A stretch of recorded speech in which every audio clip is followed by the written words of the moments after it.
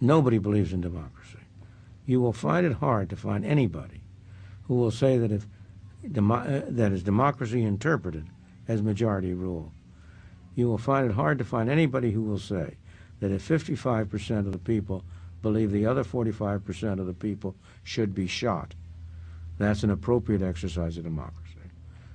What I believe is not in democracy, but in individual freedom, in a society in which individuals cooperate with one another and in which there's an absence of coercion and violence. Now, it turns out that democracy, in the sense of majority voting, is an effective means for achieving agreement on some things, on things which are not very important. Really important things. We require much more than a simple majority. We require something as close to unanimity as we can get. That's why we have a constitution as well as legislative law.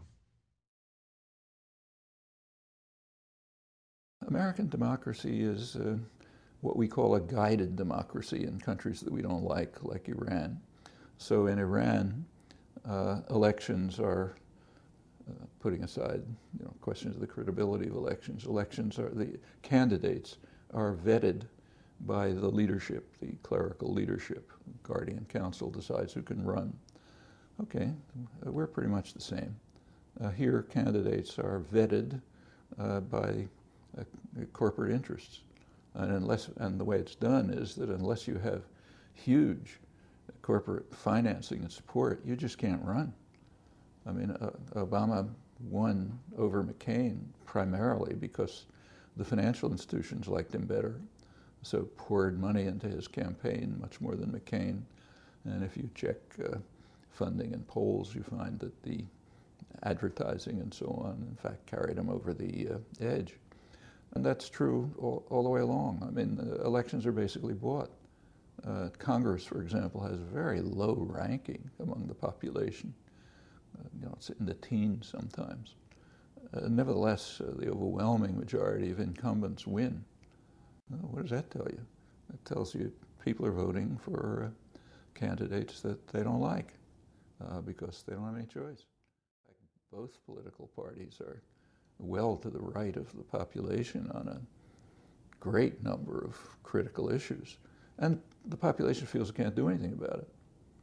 So for example, last polls I saw about this, about 80% of the population said the government doesn't work for the people, it works for a few big interests looking out for themselves. Well, that's 80% of the population. But if you had asked the next question, they didn't do it, well, what are you going to do about it? People probably would have said, well, I can't do anything. There's no way to do anything about the fact that the government's in the pockets of the rich. That feeling of helplessness,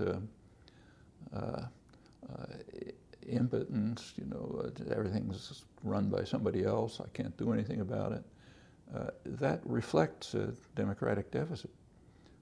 These are enormous problems with the way the democratic system functions.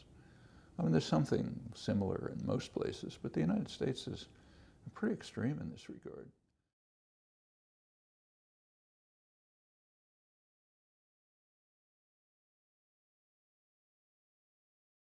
What the Bush administration did after September 11th, when the war on terror was declared, is they essentially launched a new economy, because the parameters of this economy were extraordinarily wide. This is an endless war, we were told, that the enemy could not be reasoned with, there could be no diplomacy, there could be no discussion, there could only be attack, and that it would not end until evil was defeated everywhere, right? So if you think of it as a business plan, it could hardly be more profitable, because basically what you're saying is you've got this new market, it's never going to end, and we have unlimited funds to finance this new market. So unlike a one-off war, what they were building was a permanent new part of the economy, a privatized security state. Milton Friedman, something he wrote in 1982, only a crisis, real or perceived, produces real change. And he was admitting that his ideas, his vision of a radical privatized world couldn't be imposed in the absence of a crisis. He was referring to economic crises, and economic crises have played that role of sort of softening the ground for the imposition of shock therapy. The Asian economic crisis was a classic example. The so-called tequila crisis in Mexico was another one that unleashed a wave of privatizations in Mexico. But as people become more resistant and more aware of these strategies, and you see these mass mobilizations against the institutions that exploited shock, like the International Monetary Fund, then what starts to happen is the shocks need to get bigger in order for the disorientation to be greater. It's about being in an acute state of intellectual disaster preparedness, so that when the crisis hits, you're the ones who are ready with the ideas that are lying around.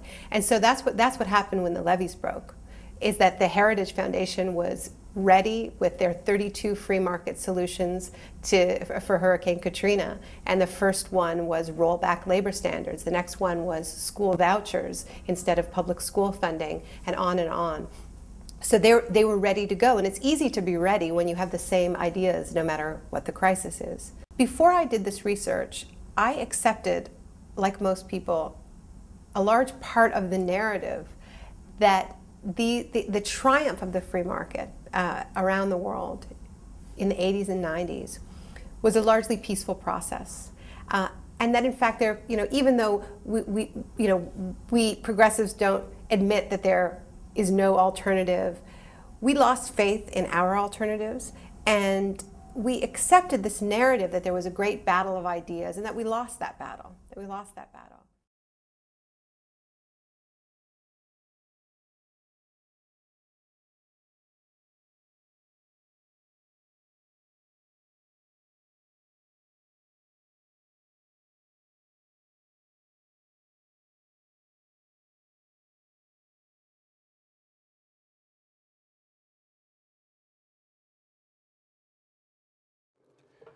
Economic theory has modeled itself on theoretical physics. Economics has increasingly turned itself into an axiomatic discipline consisting of assumptions and mathematical deductions similar to Euclidean geometry. In human affairs, thinking serves two functions, a cognitive one and a causal one. The two functions interfere with each other. The independent variable of one function is the dependent variable of the other. And when the two functions operate simultaneously, neither function has a truly independent variable.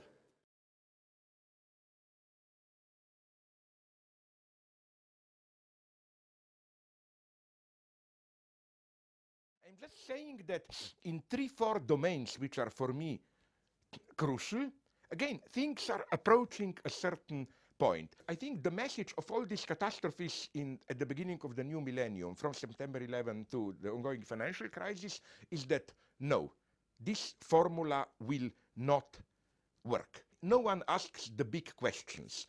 Is democracy the way we know it here to stay? Is capitalism the way we know it here to stay? All we dream about is how to make system, more human, more efficient, more tolerance, whatever you want. This is my very modest pessimism. I don't have solutions. I'm definitely not preaching new Leninism. All signs are pointing towards the fact that this welfare state dream is coming to an end. That is to say, we were all glad communism is over. I mean, that oppressive Stalinist one, 1990. But I think now, with 20 years delay, we are discovering that social democratic welfare state is also over. This is why I obsessively follow the career of Berlusconi. He is our future, I mean. Because, it will not be the old-style authoritarianism, You awaken one morning, the prime minister or the queen or Prince Charles, I don't want to go into these details, tells you, sorry, fellow citizens, but because of blah, blah, civil rights are suspended. No, all these small personal pleasures will be kept, You can, as I put it, I think I put it in my book, I like this tasteless detail, If you prefer, you can make love on a hot radiator, you can have, if you are a woman, sorry, that's my style, a cat licked your sex organs. All this remains, all these freedoms, and the regime doesn't appear as authoritarian, but almost as a kind of a comical regime, but nonetheless, beneath it, the authoritarian structure is here. Mao said in 1950 now, capitalism is approaching the absolutely most rotten, lowest state. You know, it's a little bit like, you know, in the United States or in Starbucks here. Nothing is small. The smallest coffee is tall, grande, or what? It's like capitalism is rotten, more rotten, hyper rotten, and the problem is, of course, what? The more it is rotten, well, almost I'm tempted to say, the better it functions. In a decade or two, we will have to think about large migrations of the population. Again, nothing new in history, but in the old times it was done in a chaotic way through wars, millions died, and so on. Today we cannot afford this, not because of any human considerations, but because, you know, weapons of mass destruction and so on, it's suicidal. So again, how we will get ready for this? Who will decide? We will have a world parliament or what? We don't even think about it. All I'm saying is that a space for decisions is opening up, which cannot be constrained to nation states or even to their interaction. I don't trust nation states here. I'm just saying that this is where I see the space for what I call coming communism. If there is a lesson of capitalism, people are totally wrong to think, already Rousseau was right here, that capitalism is a matter of egotism. No, it's a matter of envy. A good capitalist, and I know because this is the national identity of us Slovenes, to be envious. You know, like a Slovene proverb is, I am God and come to you and tells you, I will do to you whatever you want, I'll give you. But I mind you, I will give or do your neighbor twice as much. You know what's the Slovene answer immediately? Take one of my eyes. Because, you know, the neighbor, that's capitalism, you know. That's capitalism is envy. Capitalism is not egotism. Don't accept the frame the way it is proposed to us today as a final one. Just start thinking about more radical changes, about how maybe things cannot go on indefinitely the way they are. And why now, you can of course ask me, why do I call this communism? Because, you know, first, I am well aware that the word communism, like, to put it gently, the understatement of the year, triggers certain not too welcome reactions in majority. But I like to keep it for two reasons at least. First, because in this way, nonetheless, one should signal to the people that, you know, we are not talking rubbish in the sense of just some small aesthetic changes, you know, in the sense of, yes, we have to change our way of life, this general ecological, holistic way or whatever. We are talking about real traumatic changes. I want to emphasize this, that I'm not bringing in a softened way the good old news in the standard communist way, you know, don't care, history is on our side. No, maybe it will not end well. Even, you know, or the metaphor I like to use, I'm not saying no panic, we have problems, but we see the light at the end of the tunnel. Coming from Eastern Europe with our sarcastic humor, I'll say, of course there is light at the end of the tunnel, because it's another train approaching us from there.